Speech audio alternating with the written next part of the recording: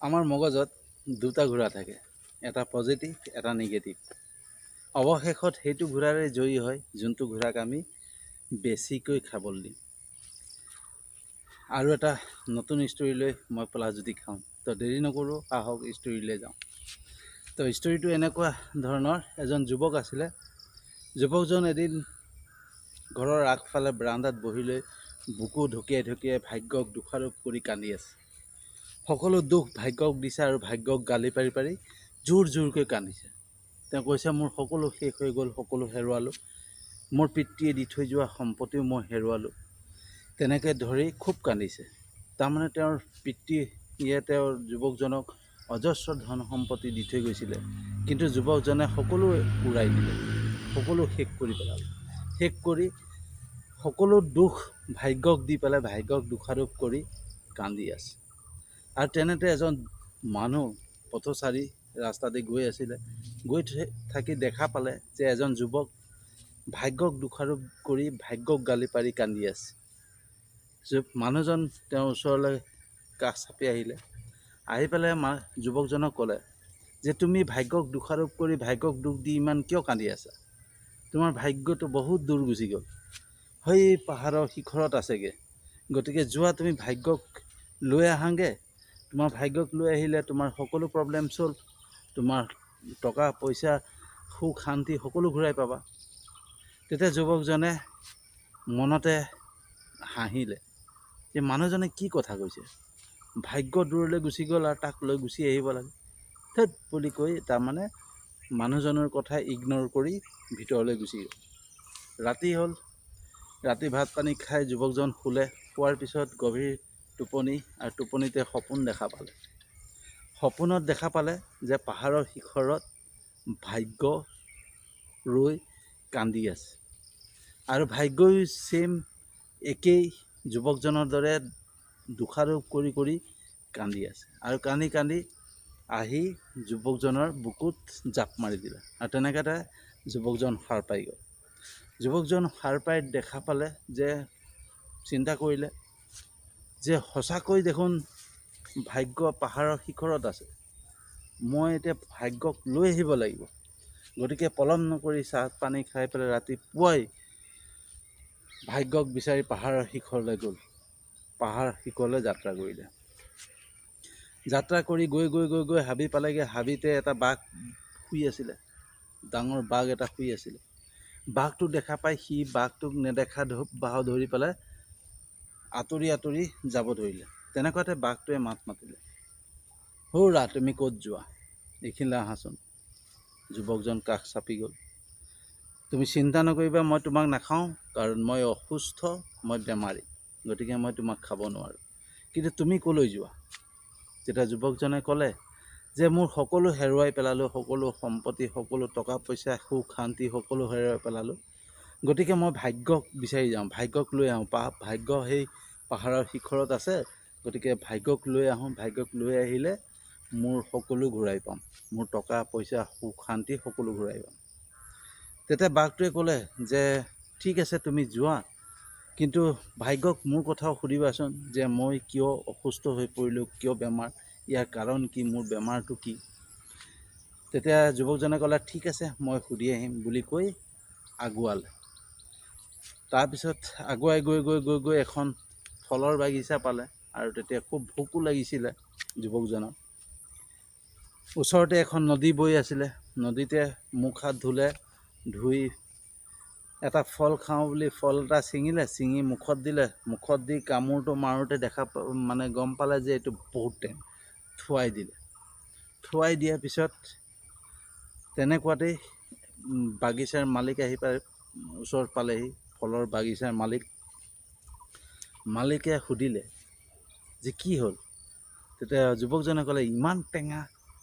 তেতিয়া মালিকজনে ক'লে মোৰ বাগিচাৰ গোটেইখিনি ফলেই টেঙা, এটাও মিঠা নাই। তুমি যোনটো ফলেই খোৱা সেইটোৱেই টেঙা পাবা। মই নিজেই আচৰিত, আৰু ইয়াৰ কাৰণে মই সদায় দুখ কৰোঁ যে কিয় মোৰ বাগিচাৰ ফলখিনি টেঙা। পিছে তুমি ক'ত যোৱা? তেতিয়া যুৱকজনে সকলো কথা ক'লে যে মোৰ সকলো শেষ হৈ গ'ল, মোৰ সকলো ধন সম্পত্তি চব শেষ হৈ গ'ল, গতিকে ভাগ্য পাহাৰৰ শিখৰত আছে, ভাগ্যক লৈ আহোঁ, ভাগ্যক লৈ আহিলে মই টকা পইচা শান্তি সকলো ঘূৰাই পাম। তেতিয়া বাগিচাৰ মালিকে ক'লে যে ঠিক আছে, তুমি যেতিয়া যোৱাই ভাগ্যক লগ পালে মোৰ বিষয়েও সুধিবাচোন যে মোৰ বাগিচাখনৰ ফলখিনি কিয় মিঠা নহয়, কিয় টেঙা। তেতিয়া যুৱকজনে ক'লে ঠিক আছে, মই সুধি আহিম বুলি কৈ পেলাই আগুৱাই গ'ল। আগুৱাই গৈ অলপ দূৰ যোৱাৰ পিছত দেখা পালে এটা অট্টালিকা, ধুনীয়া সুন্দৰ অট্টালিকা এটা দেখা পালে। দেখা পাই ভাবিলে ইয়াতে অকণ আৰাম কৰি লওঁ, তাৰপিছত যাম। গৈ অট্টালিকাত সোমালে। সোমাওঁতেই তাত দেখা পালে অট্টালিকাৰ মালিকনী এগৰাকী যুৱতী, আৰু সুন্দৰী যুৱতীগৰাকী ওলাই আহিলে। ওলাই আহি পেলাই যুৱকজনক সুধিলে যে ক'ৰ পৰা আহিছা, ক'লৈ যাবা। তেতিয়া যুৱকজনে সকলো কথা ক'লে যে মই ভাগ্যক বিচাৰি যাওঁ, ভাগ্য পাহাৰৰ শিখৰত আছে, তেওঁক লৈ আহোঁ, তেতিয়া মই সকলো সুখ শান্তি টকা পইচা ঘূৰাই পাম। তেতিয়া যুৱতীগৰাকীয়ে ক'লে যে মোৰো সুখ নাই, ময়ো দুখী, গতিকে মোৰ বিষয়েও সুধিবাচোন যে মইনো কিয় মনতে দুখ কৰি থাকোঁ, মোক কিয় দুখ, মোক কিয় অশান্তি। ঠিক আছে বাৰু, মই সুধি আহিম। সেই বুলি অলপ আৰাম কৰি যুৱকজন ভাগ্যক বিচাৰি পালে, পাহাৰলৈ উঠি গ'ল। পাহাৰৰ শিখৰ পাই দেখা পায় যে ভাগ্যৰূপী সেই মানুহজন তাতে সঁচাকৈ ৰৈ আছে। যুৱকজনে দেখা পাই ৰৈ নাথাকি ভাগ্যৰ ভৰিত পৰি কান্দিব ধৰে আৰু ভাগ্যক মিনতি কৰিব ধৰে যে আপুনি ব'লক, মোৰ সকলো শেষ হৈ গ'ল, আপুনি যদি মোৰ লগত যায় তেতিয়া মই সেই সকলো সম্পত্তি সকলো ঘূৰাই পাম, টকা পইচা সুখ শান্তি সকলো ঘূৰাই পাম। তেতিয়া ভাগ্যই ক'লে ঠিক আছে, মই যাম, কিন্তু তুমি আগে আগে যোৱা, মই তোমাৰ পিছে পিছে গৈ আছোঁ। যুৱকজনে ক'লে সঁচাকৈ আহিবনে? তেতিয়া ভাগ্যই ক'লে তুমি যোৱা, মই পিছে পিছে গৈ আছোঁ। যুৱকজনে তেওঁৰ ভাগ্যৰ কথা শুনি গুচি আহিলে। আহি আকৌ সেই প্ৰথম অট্টালিকাটো পালে। অট্টালিকাটোত পাই তেওঁ সকলো কথা যুৱতীগৰাকীক ক'লে। ভাগ্যই সকলো কথা কৈ পঠিয়াইছিলে সেইকেইজনৰ কথাও, মানে বাঘ চাঘ এইবিলাকৰ যিমান কথা আছে সকলো কথাও সুধিলে। সোধোতে সকলোৰ মানে উপদেশ, সকলোৰ মানে তেওঁলোকৰ কথাবিলাক কৈ পঠিয়ালে যে এইগিলা কৰিলে, এনেকৈ কৰিলে ঠিক হ'ব। তেতিয়া যুৱতীগৰাকীক লগ কৰিলে। প্ৰথম অট্টালিকাত সোমাই যুৱতীগৰাকীক সকলো কথা ক'লে। কৈ আকৌ আগুৱাই ফলৰ বাগিচাৰ মালিককো ক'লে। কৈ আকৌ আগুৱাই গৈ অৱশেষত বাঘটোক পালে। বাঘটো পাই পেলাই বাঘটোৱে তেতিয়া সুধিলে যে তুমি আহি পালাহি? বোলে হয়, মই আহি পালোহি, আৰু আপোনাৰ দৰে আৰু দুজন মানুহক পালোঁ, এজন ফলৰ বাগিচাৰ মালিক আৰু এগৰাকী যুৱতী, যি ধুনীয়া অট্টালিকাৰ মালিকনী। তো তেওঁলোকৰো আপোনালোকৰ দৰে প্ৰব্লেম আছিলে, গতিকে তেওঁলোকৰ কথাও সুধিছিলোঁ ভাগ্যই সকলো কথা ক'লে, আৰু তেওঁলোকক কৈ থৈ আহিছোঁ। এতিয়া ভাগ্য মোৰ পিছে পিছে আহি আছে।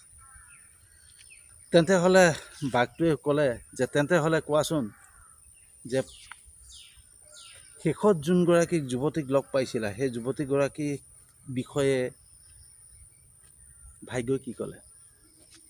যুৱতীগৰাকী দুখত আছিলে, দুখ মনত আছিলে, কাৰণ তেওঁ এজন মনে বিচৰা দৰা পোৱা নাছিলে, মনে বিচৰা স্বামী পোৱা নাছিলে। তেতিয়া ভাগ্যই ক'লে যে তোমাৰ মনে বিচৰা স্বামীজনক তুমি কাষতে পাবা, তোমাৰ সন্মুখত পাবা।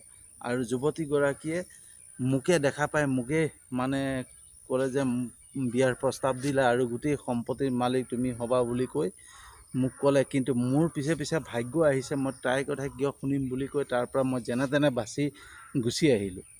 তাৰপিছত বাঘটোৱে সুধিলে তেতিয়াহ'লে তুমি আকৌ আহি যেতিয়া দ্বিতীয়জনক লগ পাইছিলা, ফলৰ মালিকজনে, তেওঁ কি ক'লে, তেওঁৰ বিষয়ে কি ক'লে ভাগ্যই?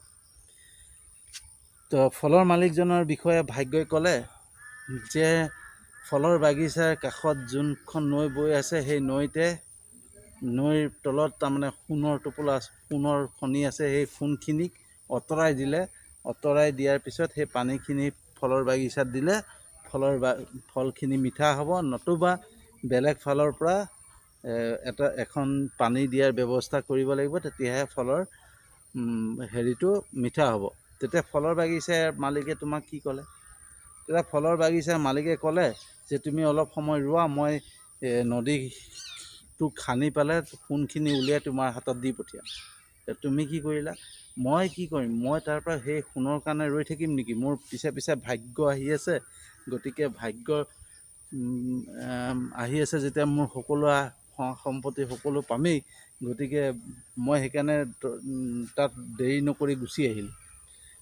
তেন্তে মোৰ বিষয়ে কি ক'লে? বাঘটোৱে তেতিয়া সুধিলে, মোৰ বিষয়ে ভাগ্যই কি ক'লে?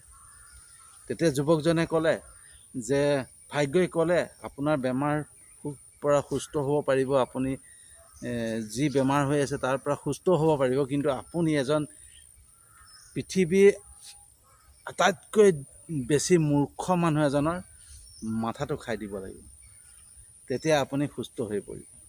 বাঘটো ৰৈ নাথাকিলে, ধুনীয়াকৈ একদম তাক থাপৰকৈ মাৰি পেলাই লৈ পেলাই খাব আৰম্ভ কৰিলে। আৰু খাই খাই ক'লে যে তোতকেনো আৰু মই বেছি মূৰ্খ মানুহ ক'ত পাম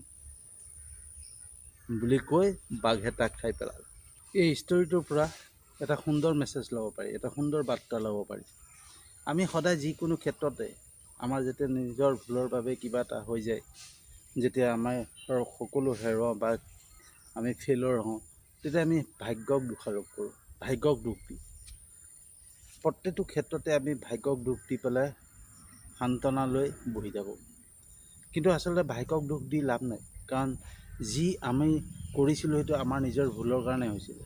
গতিকে তাত আকৌ প্ৰচেষ্টা কৰিব লাগিব, আমি চেষ্টা কৰিব লাগিব।